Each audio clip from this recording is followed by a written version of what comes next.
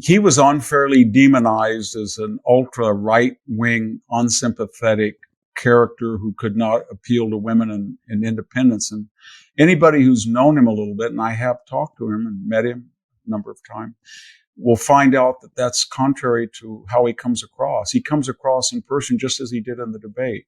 He's soft-spoken. He has the facts at his command.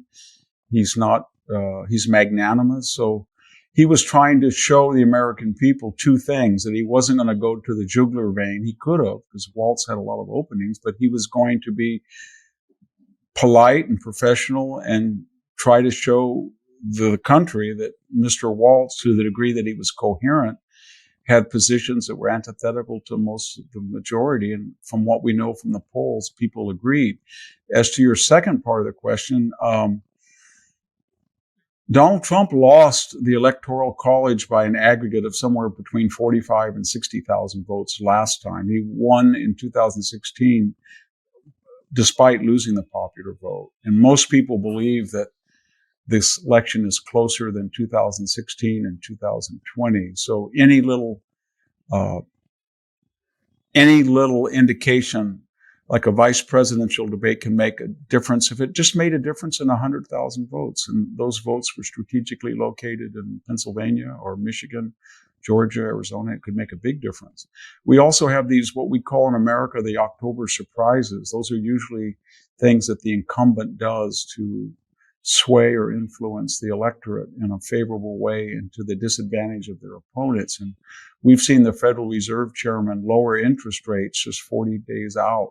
That's almost never heard of before, as if the economy will suffer or bleed if interest rates are half a point higher. So he cut that right during the final stretch. Then we had Jack Smith, the federal prosecutor, try to get around a Supreme Court ruling that kind of neutered his second half of his indictment about January 6th.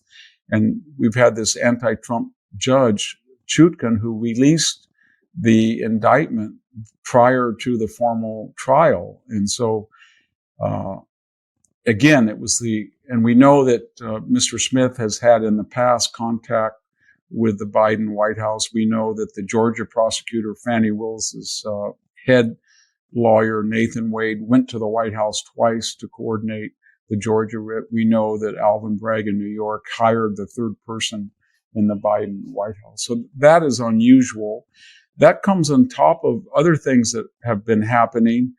There's a lot of us that are a little concerned that Joe Biden intervened and essentially told Israel about the retaliation should not be disproportionate. And of course, disproportionality is what wins war and reestablishes deterrence. So there's a feeling in this country that he either does not want Israel to retaliate in a way that would restore its deterrence after suffering 182 attacks on Tuesday on its homeland and not hit the nuclear installations, or especially not hit the oil installations.